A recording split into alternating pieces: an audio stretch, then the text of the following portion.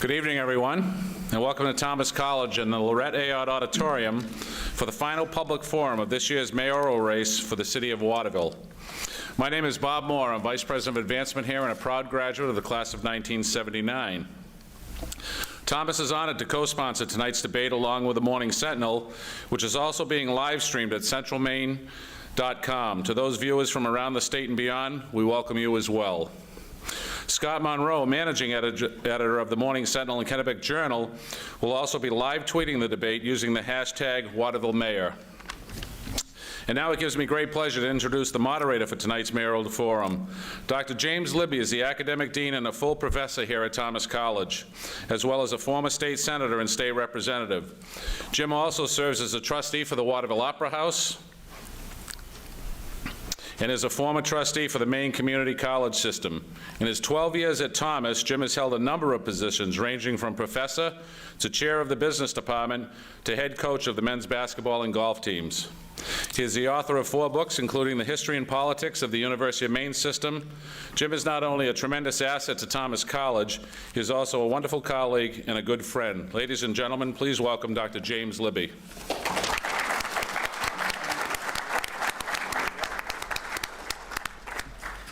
Thank you very much, Bob, and good evening. Welcome to the mayoral forum of the 2014 election cycle for the city of Waterville, Maine. And as Bob Moore said, we're honored to join the Waterville Sentinel in supporting this event and sponsoring it.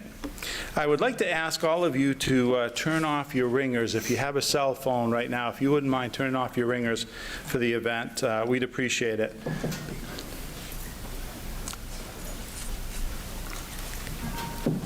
And now for the debate. Our rules as follows. The candidates will have up to 3 minutes for opening and closing statements and will be given up to 2 minutes to respond to my questions, which were jointly developed by me and the staff at the Waterville Sentinel. I also have a few questions from the audience that we plan on weaving in as well. I'll decide whether to ask follow-up questions or seek clarification on an issue, and I'll also be posing selected additional questions that are submitted by the audience, as I said earlier. Our timers are sitting in the front row, and they'll be working with me. Candidates, you don't have to worry about the timers because I intend to let you finish your thoughts as long as it doesn't go on long past the 3 minutes or the 2 minutes, depending on the question. The 3 candidates are sitting on the stage before us, Steve Aucoin, Nick Eisgrow, and Karen Rancourt Thomas. I congratulate each of you on your candidacy, and now I ask you to introduce yourselves and the purpose of your candidacy to the audience. We're going to start in alphabetical order, so I'm going to start with you, Steve. You'll have 3 minutes for your introduction, and then we'll move on to Nick. Thank you, Dr. Libby. Before I begin, let me thank the debate sponsors for this opportunity to participate in the care and feeding of democracy. That's what we're doing. I believe voters have a right to know the history of candidates, not just what they say, but what they have done. For years, I've stood on the front line of every civil rights movement. I have acted to assist those whose potential would be limited by discriminatory rules and attitudes. As a city councilor and a private citizen, I have worked to make sure government represents the working person, the little guy. I have helped to protect neighborhoods from attempts to allow commercial incursion into their residential areas. I helped these families make sure that promises were kept. When sewage truck deliveries through Lower Water Street disrupted people's lives, I sat down with the sewage district board and worked out a time frame of use acceptable to the neighborhood. And I was the councilor who moved to return its part of Mayflower Hill Drive to the control of Colby College. For years, I worked as a housing advocate for those with mental illness. For 6 more, I was a private contractor running my own business.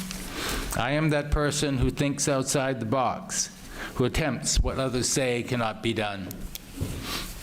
Working for the Boys and Girls Club, I helped create North End Night, funded by donations solicited from over 40 North End businesses and individuals. It was and remains free for over 600 people, an end of the school year celebration. For 5 years, Kids with Cameras put together a professional exhibition open to the public and supported by voluntary contributions. It was open to every child in this area. It cost them nothing to enter their work. Every barrier was removed. Then we created Civic Day. In that annual event, children were chosen to act as city councilors for the day. In one year, a tribute statement written and read by a young participant was heard by Congressman Mike Michaud. That statement was read into the congressional record and now hangs in display at the club and at the young man's home. My record, my actions, and words are all about equal opportunity, opportunity to thrive and succeed. A few weeks ago, my Republican opponent in a Facebook post characterized those who live in public housing as, quote, worried about losing that monthly government check while they stroll to Dunkin' Donuts playing on their smartphones. I suggest that all stereotypes are useless. All demeaning stereotypes are destructive. Such statements exclude rather than include. The mother of that young man I referenced above is a single mom with 2 children, and they live in public housing. 3 years ago, she graduated first in her electrician's class from Kennebec Valley Community College. She was the only woman in that class. She now works as a union member at BIW every day in her trade, and soon she will buy her own home. She works 3rd shift so she can be home with her children during their waking hours. She is absolute proof that hard work and equal opportunity and community support is what is necessary to create a better and stronger community, and that benefits us all. Thank you. Thank you very much. Nick, your introduction. Just want to say thank you, everybody, coming here tonight. We're all here because Waterville is facing some very serious decisions, and those decisions are beyond between 2 Democrats and a Republican. Right now, we have a choice of going back to the old way of doing things and thinking about next year or the year after that, or we can really set ourselves up with a long-term vision, because Waterville's issues that we face are not unique to Waterville. They're issues that people are facing all over the country. We are transitioning to a new economy of a 21st century, so we not only need somebody who needs to come from outside of current city government or past city government to really reset the dialogue with the community, but somebody who understands how events overseas or in this country affect our local economy. Somebody who can sit down with a business owner and have them say, Nick, I don't think I'm going to be able to make the payroll for this 1 or 2 jobs I want to add, so we can work together and understand those financials to create the tax incentives that we need to make his business successful. That's why we're here. I have the experience to do that, and I'm really looking forward to the conversation tonight. Thank you very much, Nick. Karen? Ladies, gentlemen, students, faculty, and alumnus, thank you for inviting me back. As an alumnus of Thomas College, it is an honor to be a Terrier in running for the office of mayor. I am proud that my son Nate has chosen to continue his education at Thomas College. Waterville has been my home for most of my life and will continue to be so for a long period of time. So when I say that the best interest of this wonderful city is one of my top priorities, one of my top reasons why I would want to represent all those who reside here, well, that can be taken as fact. What I would like to ask is this: do the residents of this city want to continue with the politics of disrespect and intellectual intolerance with an atmosphere such as permeates within leadership? People that are not within certain cliques are not heard. New ideas are not welcomed. Disenfranchisement breeds apathy, and if Waterville is to thrive, all must be welcomed. For as politicians, we must represent everyone equally, not just ones we agree with. I will represent everyone with respect, regardless of ideologies, because the people of this city deserve nothing less. Thank you very much, Karen. I think this is the first campaign I've been involved with when you bring up the issue of talking trash, it actually has a meaning. And so my first question reflects that. I'm going to ask the question, but then I'm going to also ask some follow-up prompts, and you can respond to any or all of those. Do you support, yes or no, the city's new and controversial pay-as-you-throw trash collection system? In your response, see if you can address the following. Why or why not? Do you support the $2 cost per bag? If not, where will the recycling funding come from? In addition, the city solid waste ordinance has yet to be changed following the new program, and the city has said that it will not take action against those who leave unauthorized trash bags at the curb. Do you think the city ordinance should be updated? So any and all of those. Let's just start with yes or no. Do you support the system? Nick, we're rotating. As is with the $2 bags? Yes. So clarification, no. Okay. Would you like to talk a little bit about the follow-up questions? Where will the recycling funding come from? And what about the solid waste ordinance? I would love to. The reality is, as I've gone door to door, everybody I've talked to is thrilled with the curbside recycling, and I myself, through my own experience, have seen how much my waste can be reduced. And when we look at the city budget, we're saving so much more than we ever expected. It's up to $4,000 a week was the most recent report, and that's in the tipping fees, and that's something that we're going to have to continue to do if people want to have lower property taxes. One of the frustrations with the $2 bags was not only the rollout, but people have an issue with the fact that they are made out of state. They are quite flimsy. It's very hard to get those things shoved in there.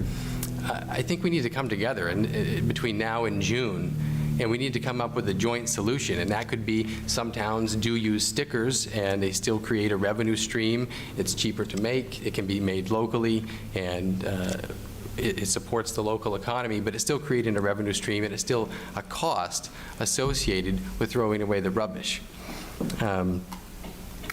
What I would like to do is do something like they do in Scarborough, is also explore the option of just simply letting people have a certain size of 2 containers. One is for curbside recycling, one is for the rubbish removal, and it's very successful. And if we can continue to keep the tipping fees down by lowering the trash without charging the $2 fees, because that's only a small portion of the savings. It's a new revenue stream. But it's really the reduction of trash that creates the great savings. So I have a great faith in the people of Waterville that if we're just honest with them about the financial situation of the city and that we have to reduce our trash, people are going to be willing to come in and take part in whatever it takes to make the city successful.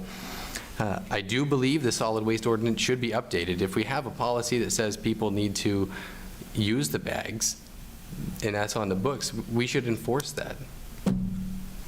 Okay, thank you. Karen, pay-as-you-throw. I was the only counselor to vote 3 times against the pay-as-you-throw program. One of the reasons being is that I do represent Ward 7, and when the majority of my constituents come up to me and say, we do not want this, it is my duty to vote the way they want me to vote, which is what I did. So it's not that I'm against recycling. I think recycling is an amazing thing and should always be continued. But it's the voice of the people that must be heard. They are the ones that elected us. And that is the best thing that we have, democracy. And when we stray from that, then there's something wrong. Now, as for updating the ordinance, we have an election in June, which may recall this. So to update the ordinance means right now, it's not worth it unless this passes in June. At that juncture, yes, update the ordinance, if the majority of the people still want pay-as-you-throw. Thank you. Steve? Yes, I personally am very comfortable with the new system. I mean, I use less than a small bag every week, but I personally am not uncomfortable with the cost either. But it's not about me. It's about a lot of people who are pressured into acquiring the bags by this program, who simply can't afford to squeeze another nickel out of their budget. I would also concur that I've heard a lot of people say that the bags manufactured out of state, why is that necessary, and they're flimsy. I think those are all issues that need to be fleshed out, worked out. during this coming 9 months before you get back to the time of a referendum. But I think in the interim, I would stay away from revising any local ordinances, and let's see if we can work the bugs out. If we can't, there are options out there. I've seen the options down in southern Maine, and yet I know that this program has worked in places like Presque Isle and Sanford. We're not those towns, but I think that we have to have an opportunity to work out the bugs and see what can come of this. Thank you, Steve. Appreciate it. Okay, second question, and we're going to start with Karen. Pretty basic question. What should the city do to improve economic development and its tax base to create more job opportunities for the people of Waterville and the surrounding area?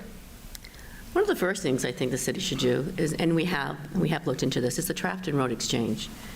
By putting the exchange there, this will spur industry to come, such as anything that we can do with technology. It's a quick in, it's a quick out. We also have our Waterville Airport, and with the airport, the money is made with the selling of fuel, and it's been successful. We have an amazing manager there that has gone above and beyond. It is his love, it is his passion, this airport, and as a councilor, we have supported him. And by supporting the airport, we're also supporting the local restaurants. We are supporting the local hotels. What we're trying to do is to get the business from Augusta. We have summer camps, we have Colby College who utilize the airport. This is our #1 priority. Also with the exchange on the Trafton Road, if we do get that, it lessens the traffic on KMD, which adds to the safety of the traffic and the pedestrian traffic. These are things that we need to do to bring in businesses, is to start anew. Thank you. You're welcome. Thank you. Steve? Well, I think there's obviously a number of things which we have to do. I'm in agreement with doing the Trafton Road interchange. Certainly, if other facts come to light in the process that say, no, you shouldn't do it, then my mind's open. You know, I listen to evidence, to what more than what people say. There's plenty of quantitative evidence that could be produced during a debate regarding that interchange. I'm also in agreement with regard to the development of the airport. But I think that perhaps the leading point with your question about reducing the tax rate, and I think there are a number of ways to do that. I think it is within... It's actually expanding the tax base. Expanding the tax base? Yep, sorry about that. Okay. Well, then we'll hold the rest of it for later.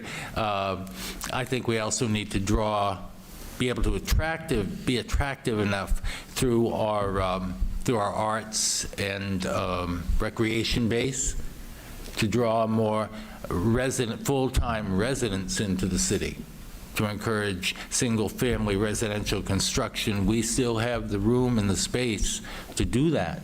And I think that would increase our accessible base so that, I mean, we're never going to reach Falmouth's $15 a thousand, but nevertheless, we can draw this cost down significantly, I think. Thank you very much. Nick? This is going to be one of the greatest challenges of whoever is in city government here. The first thing we need to do is we really need to change our focus from trying to attract more retail businesses to really trying to rebuild our manufacturing base. When we do that, we need to understand that the new manufacturing jobs in this economy don't look like they did 50 years ago, where gains aren't going to be made probably by hundreds of jobs at a time. They're probably going to be 10 to 20 jobs at a time using a lot of new technology.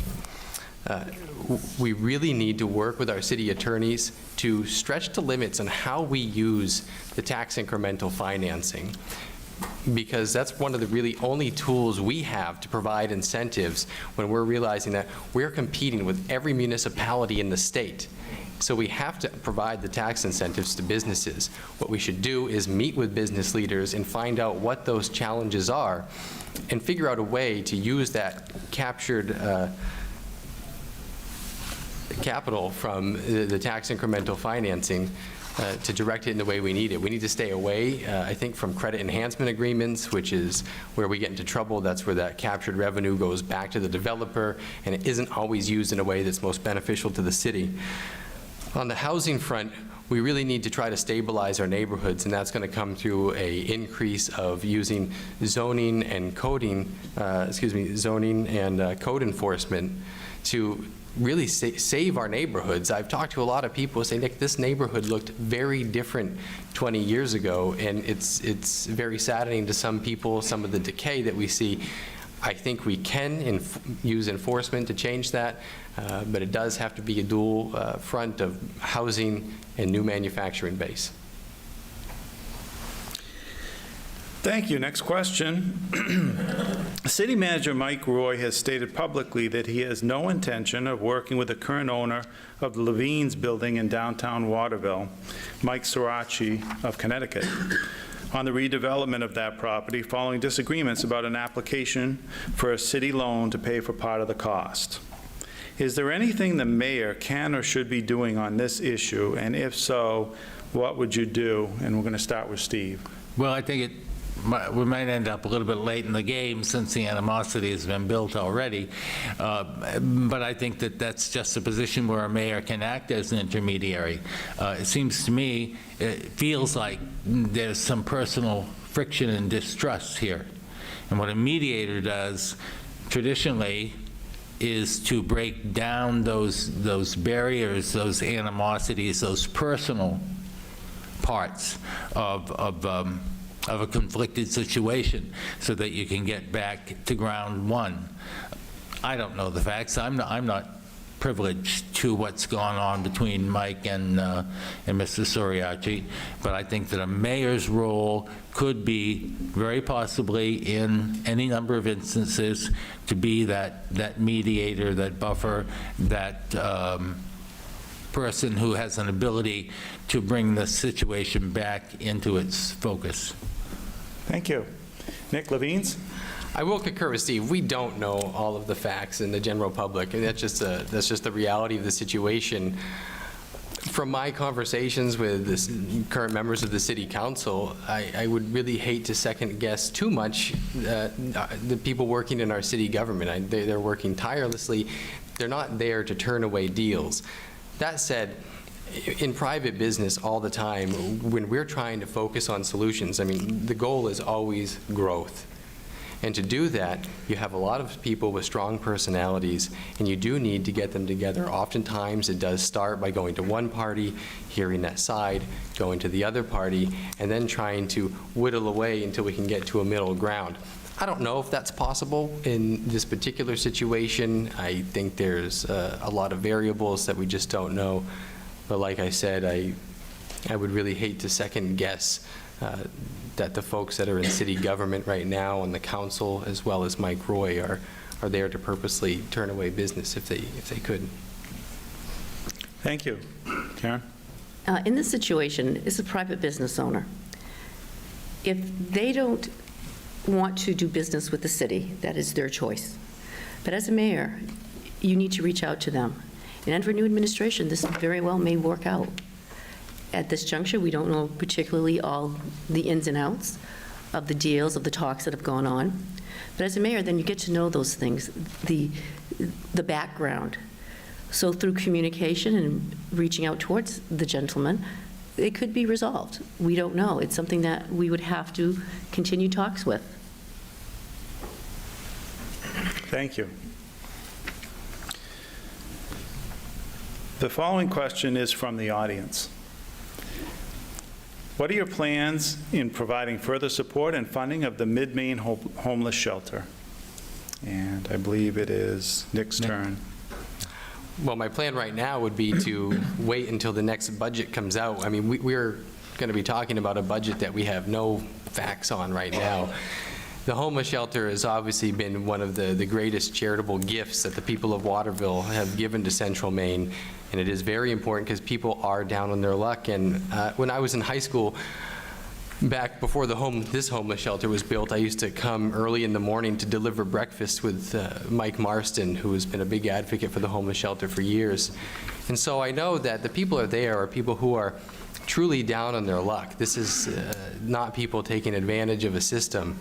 So while we do need to make sure that we're giving the support that we can, we've got to look at our budget, because we we need to have factual basis before we can say what we're going to give for a donation.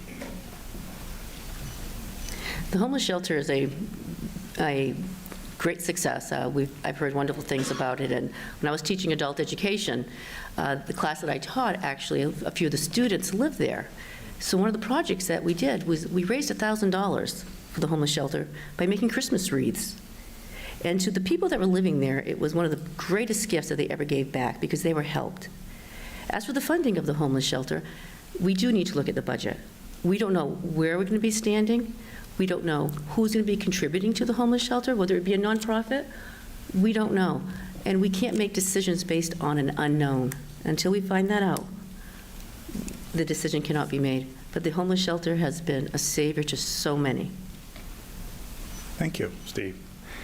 I think that the funding of the homeless shelter points to a problem that I've circled any number of times, and that is that this is a service center, but we're not treated as a center.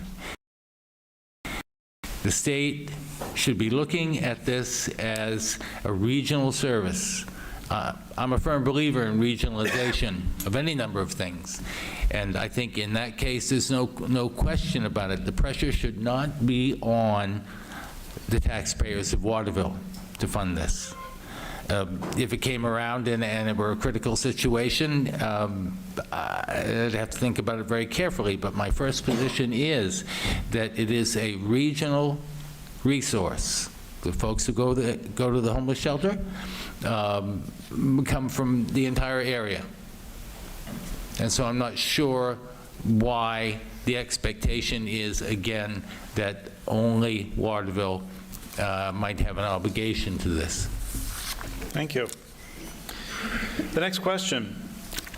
Do you believe the quality of life in Waterville has improved or declined over the past 4 years?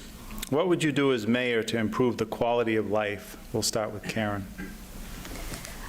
I don't think the quality of life has declined in the city of Waterville. I think it's been status quo for a while. I think we've been stagnant.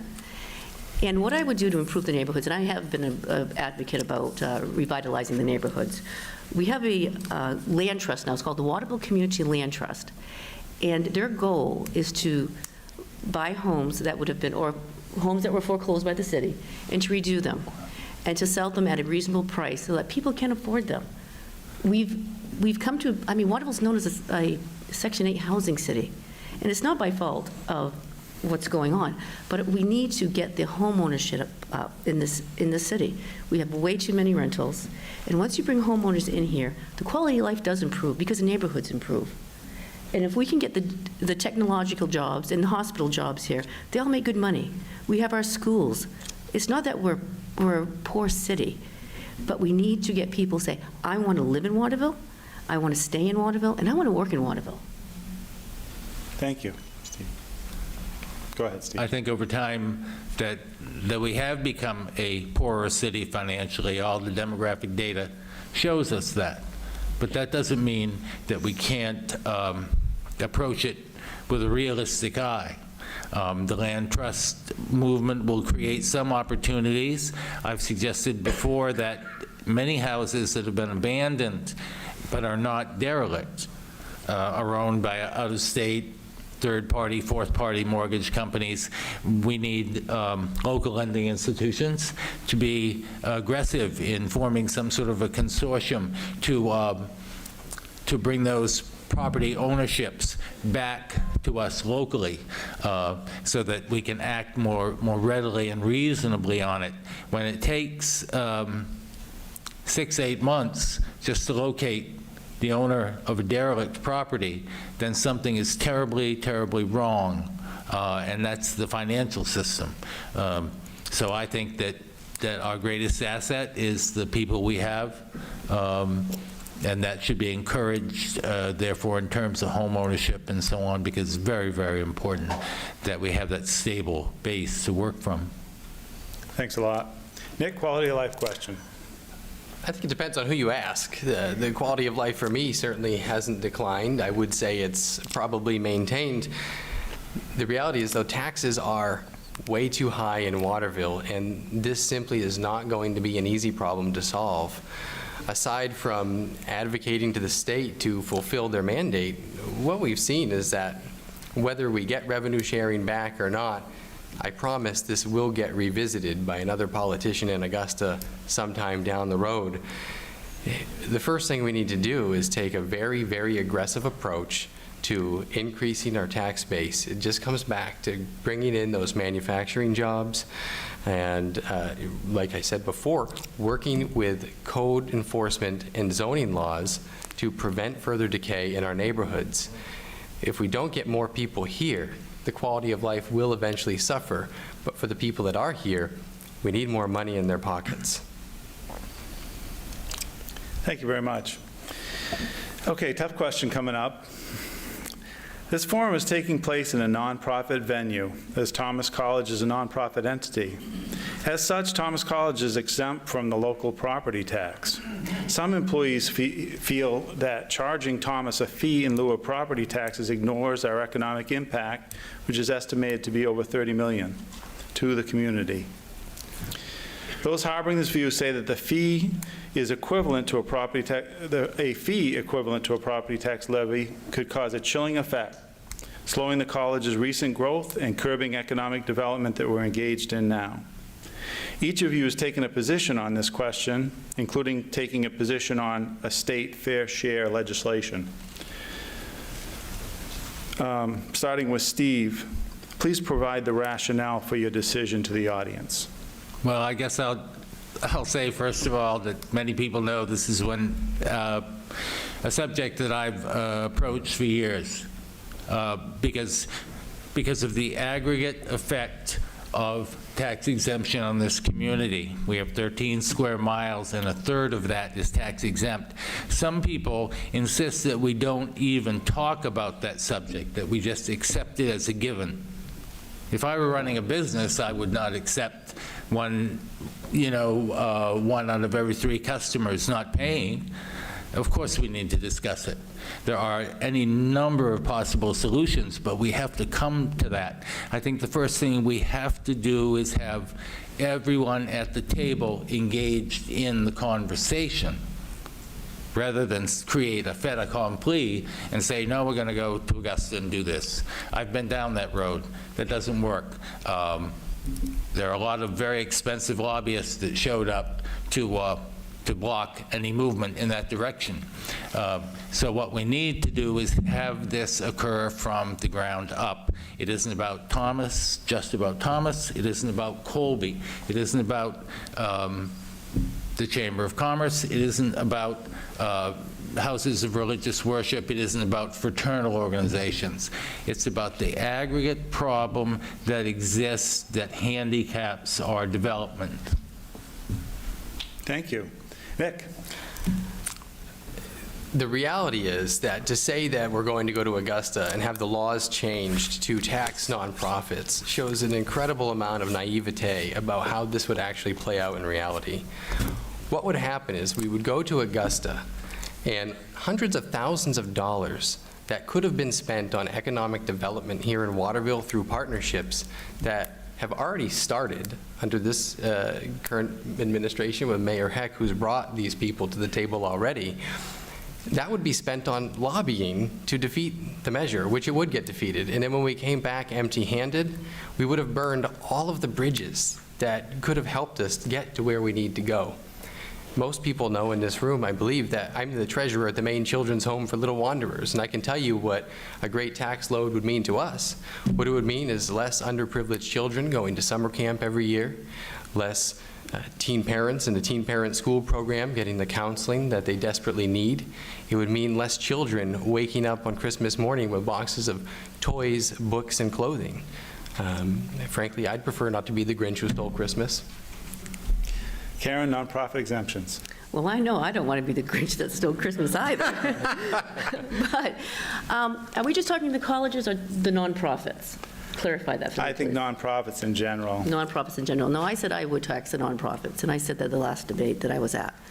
The reason being, it is a different time, but we all need to work together. If the nonprofits and the colleges, Thomas, Kobe, can all come together and say, No, this is what we can do for the city, not just volunteerism.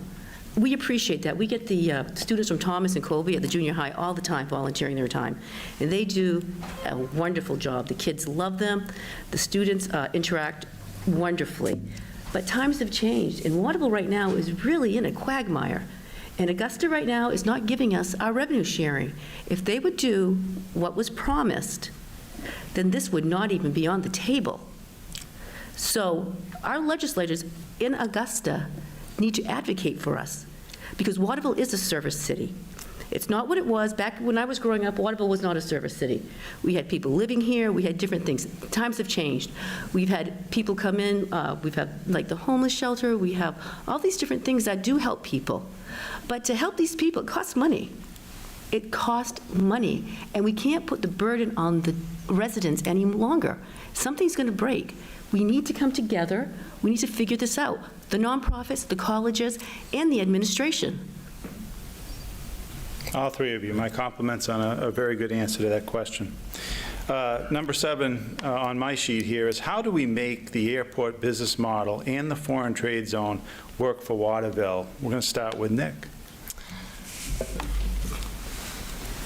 That's a good question.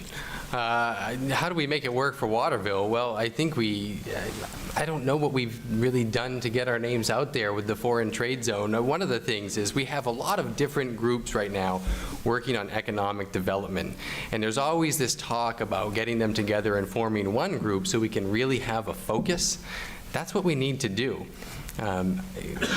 We have, if we have 3 different groups or 4 or 5 different groups who are all pursuing different things, we can't direct that focus. I do think that any administration, and that includes the mayor, also the TIF council, and other resources we have to work with the airport and whatever groups are out there and to bring in business. But if we can attract new businesses, the airport becomes a way to ship those goods out, just like the rail tracks. So I would go back to, it still comes back to trying to rebuild that manufacturing base so we can have products that we can get to market. Thank you. Karen? We have a secret weapon at the airport right now, and his name is Randy. Randy's our manager, and he works very hard to promote the Waterville Airport. We also have KV Cog, who works very hard to promote our airport. So when we have we want free trade to come here, because with that, we have planes coming in, going to Bangor, going to Augusta, all different places. So we do want them, but we have to market. We have to market to particular industries, and that's the first thing we need to do. We need to find out what industries that can fly in and do the job. Steve? I think seeing this airport growth only, I think in terms of the quality first of the facility and the runways, excuse me, the instrument landing system, so we're sophisticated enough to attract the kind of air traffic that we can handle, that we can sell the jet fuel. But I think the larger question is how we expand the use of the airport and its area.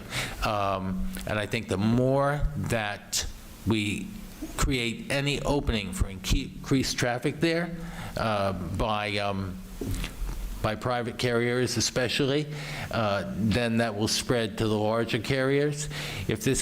If we can make that airport a gateway to ski areas, much as it's a gateway to the Belgrade Lakes areas, I mean, everyone had to have noted the increased amount of private jet traffic during the summer season.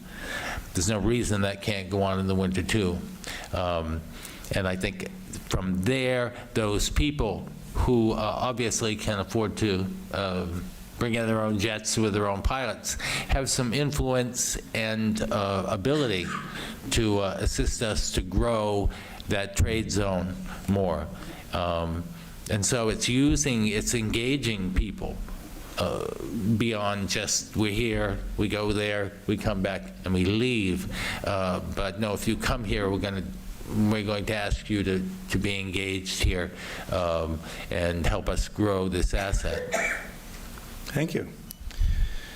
The next question comes from the audience again, and the question is, how would you lead Waterville to becoming a zero-emission city?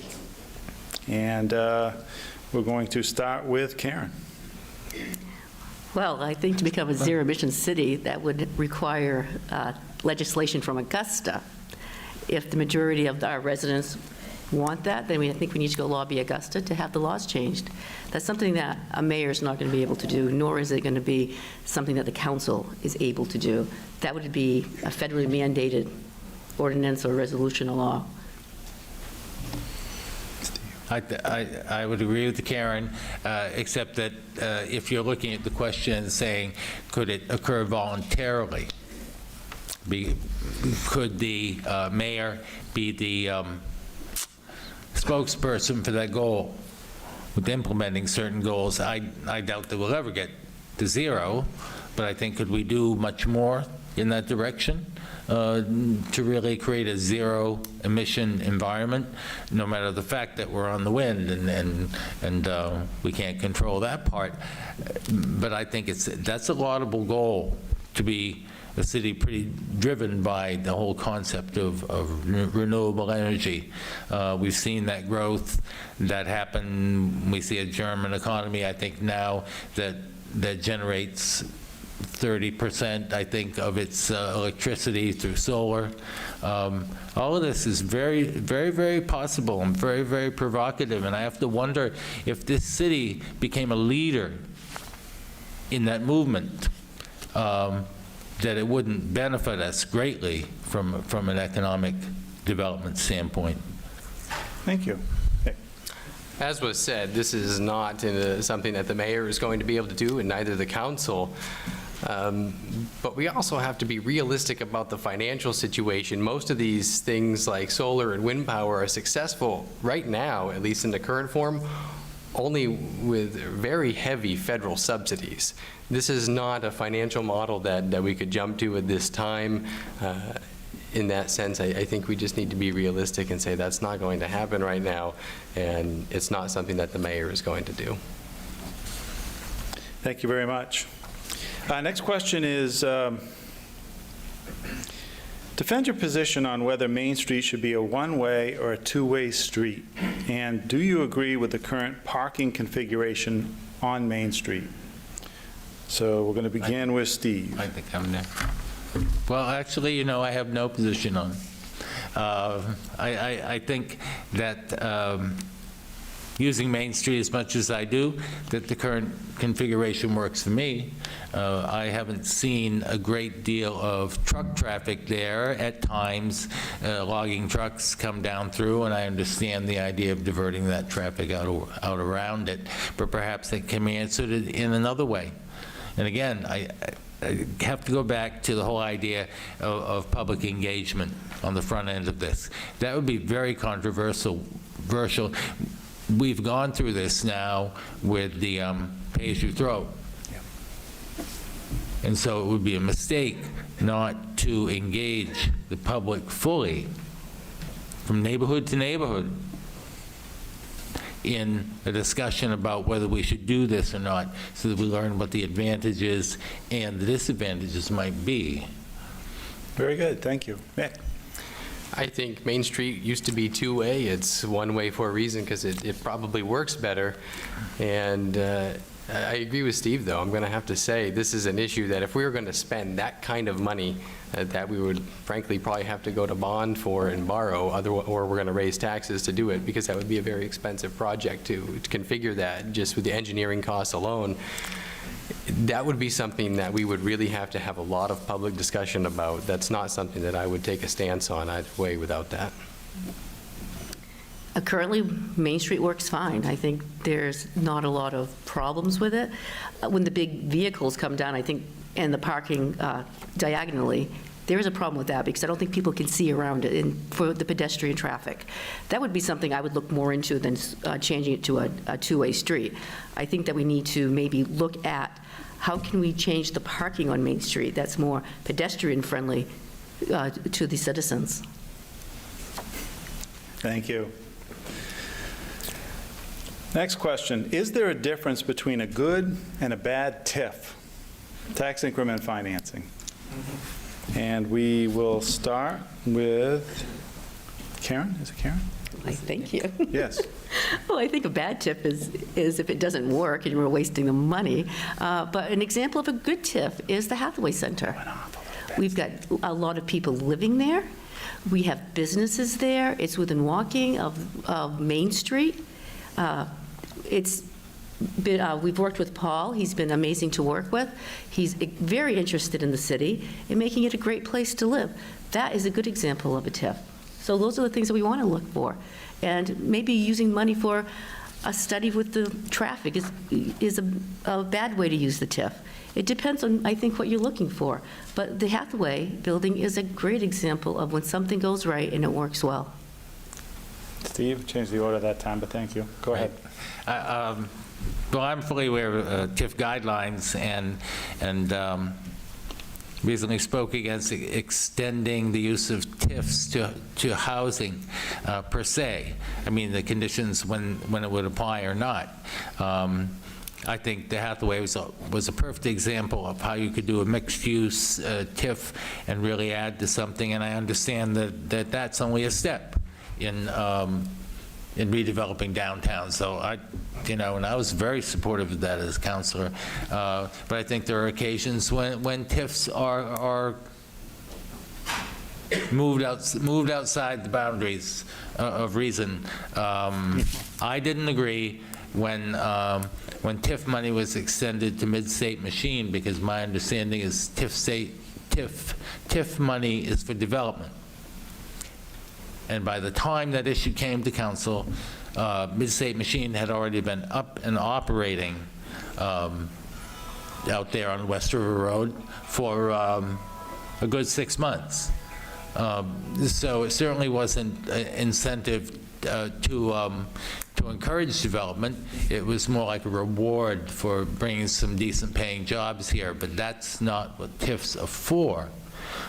Certainly the Elm Plaza TIF was just incredibly beyond reach, and thankfully that one I believe will expire this year, and it should add some, I think, $450,000 to the tax base. So that's hopefully, but you really have to make sure you get the return on this, because it's an investment, it's a public investment. Yep. Very good. Nick. I support the use of TIFs greatly. There are good and bad TIFs. I think Steve mentioned one with the Elm Plaza. But I think this is a very confusing topic for people. And so one of the things that we ought to do is really hold a public forum in a place outside of City Hall to just explain to people this whole idea of captured revenue, because a TIF in and of itself actually prevents money from going to Augusta. It keeps it here in the community. A lot of times what we don't distinguish between is the TIF and the credit enhancement agreement, like I explained before, which is that's where we take the money from that captured revenue and it goes directly back to the developer, and we don't always get the use that we want. I think we should push the envelope. I've been an advocate for this again and again. If we're not being questioned by the state when the state's taking away our revenue sharing, then I don't think we're doing enough. I think we need to sit down with business leaders, sit down with manufacturers or whoever wants to come to Waterville and say, what are your challenges? What tax incentive could we provide to you that would help you come here and expand the jobs, expand perhaps the building itself, however, whatever it is, and really try to hammer out some different and creative ways that we haven't quite seen yet. Okay. Steve, I'm going to ask you to go first on this. Waterville has a little over 11,000 registered voters, and of those, about 4,500 are registered Democrats, 4,200 are unenrolled, and 1,900 are registered Republicans. The city's last 3 mayors have represented all 3 of these voting blocks on the election ballot. Paul LePage, now governor, is a Republican. Dana Sennett, who served a partial term, was a Democrat. And outgoing Mayor Karen Heck ran with no party affiliation.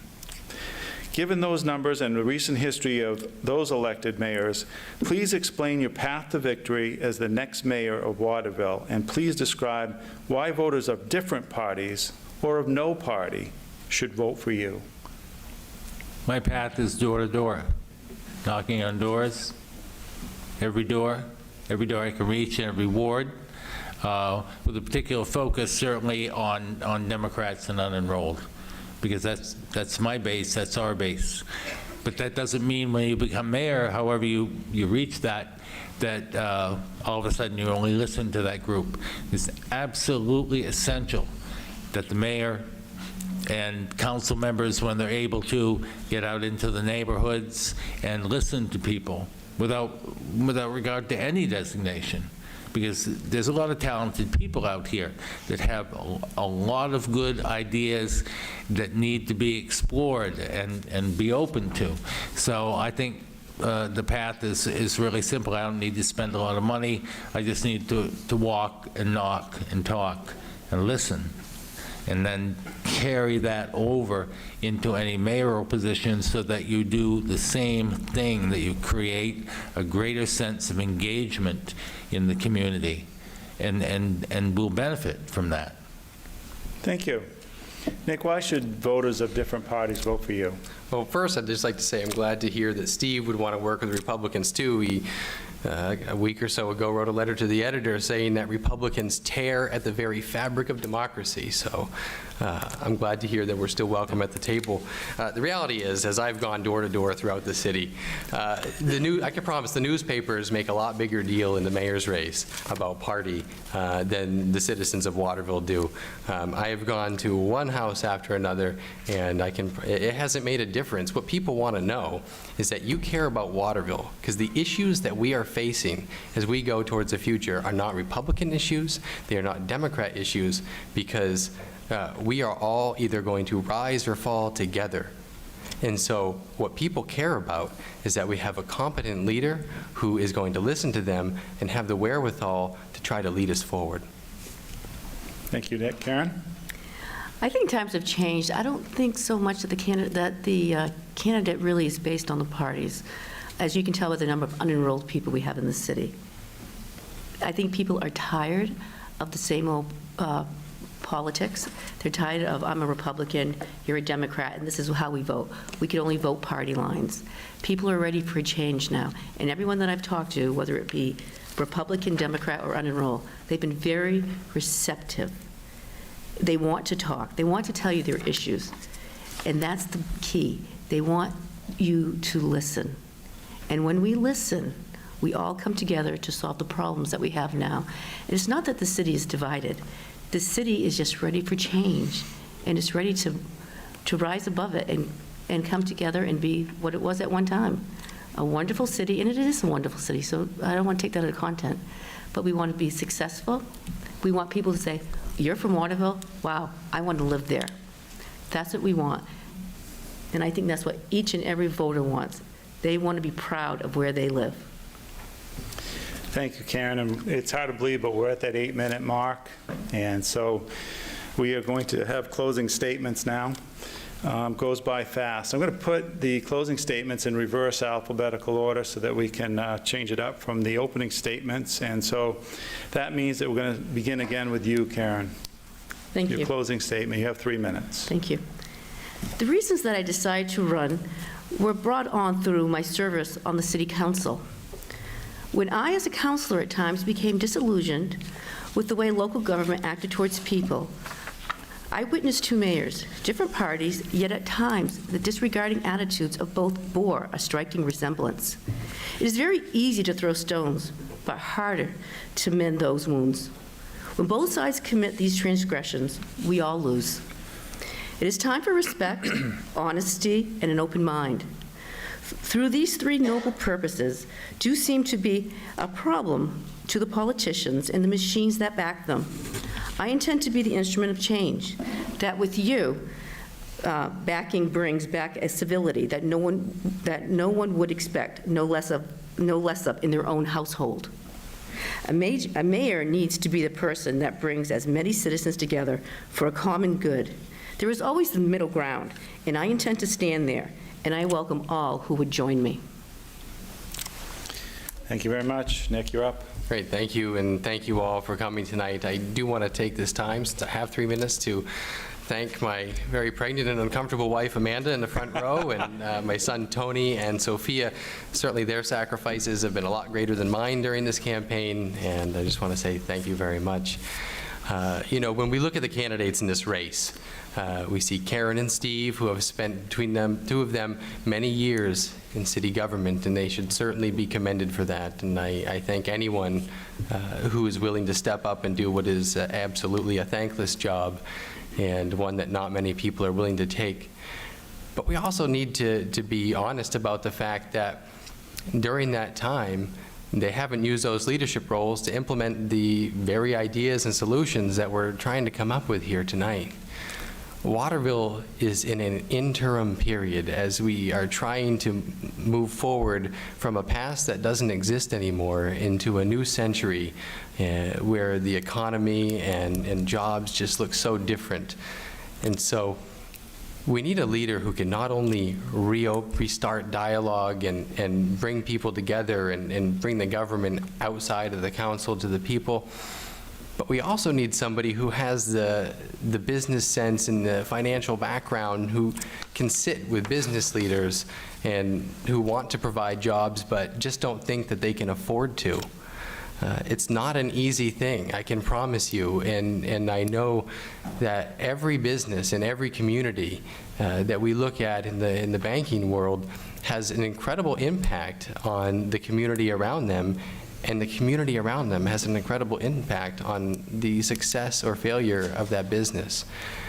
I think I am that person, and I am asking for your vote, and I just want to say thank you again. Thank you. Steve? I'm here before you as a Democrat, committed to fair taxation, truly equal opportunity, creative use of all our resources, and an unflagging desire to move the city forward. We will grow this city in partnership with our neighbors. We can and will enlist them to help us address the fact that this small city, by state law, has 1/3 of its accessible property as tax exempt. No one is talking about a full bill, but we are talking about numerous potential remedies to address this untenable situation. It does not necessarily exist in the property tax. We need to build our existing small businesses to their full capacity. We have to do that all we can to attract new businesses that pay a fair and living wage. We have to lead in creating a broad wave demanding that the minimum wage be raised to a living level. That added money will be spent on the street and boost our local economy.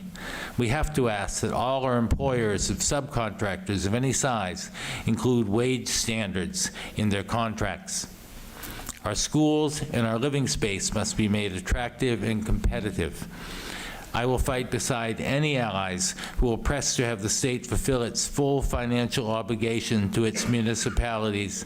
Tied directly to state payments will be a promise to reflect those revenue increases in reduced property tax rate and better municipal services. The current 2740 is unacceptable and further reduces the demand for single-family residences here. I will act to nourish a growing and vibrant arts community. The seeds have been planted and continue to flourish in a dozen different places. These beginnings need all the care and attention we can as a community provide them, because they will become such a great part of our assets. We also sit at the center of an agricultural resurgence in central Maine. Local organic produce surrounds us and is readily available. As a founding member of the Sustained Mid-Maine Coalition and now a board member of a new project called the Kale Project, I will commit myself to local, sustainable economies and, like the Cotlass Connection, reach to connect this city nationally and internationally. We have every right to expect great success in that area. I have said before that I now favor going forward with the Trafton Road interchange. This option has been pursued on and off for 30 years. If future evidence indicates otherwise, I could change my mind, but for now, this area along the West River Road is one of our best options to grow good-paying jobs. Good-paying jobs active and broad community participation, working alliances with our neighbor communities, leadership in the arts. I ask for your vote so that our mayor can put his considerable energy, skills, and creativity into these tasks. And most of all, I ask you all to make sure you vote. Thank you. Thank you. Let me first thank a few people, and I'll start with the candidates. I find the three candidates to be very learned and well-spoken. It's been an honor to be your moderator today. I've got a gift for you, a pen at your seat. I hope you enjoy it. It's a Thomas College pen. It's official. Carry it with you. Thank you. I'd also like to thank my two student timers, Stephanie Foster and Steve Charette. Thank you very much for coming and helping us today. I'd like to thank Karen Heck for serving as mayor. I think she did a fine job. I'd like to thank Scott Monroe. Working with him over the last couple of weeks has been very easy, and I've enjoyed working with him. Looking forward to more of that. And I also want to offer you a personal tour of Thomas College. Come see our college, how we've grown, how we're serving our community. It's a great place to work. It's a great place to visit. I hope to see you all here. That brings us to the end of our program this evening. I hope you have a good evening. Thank you.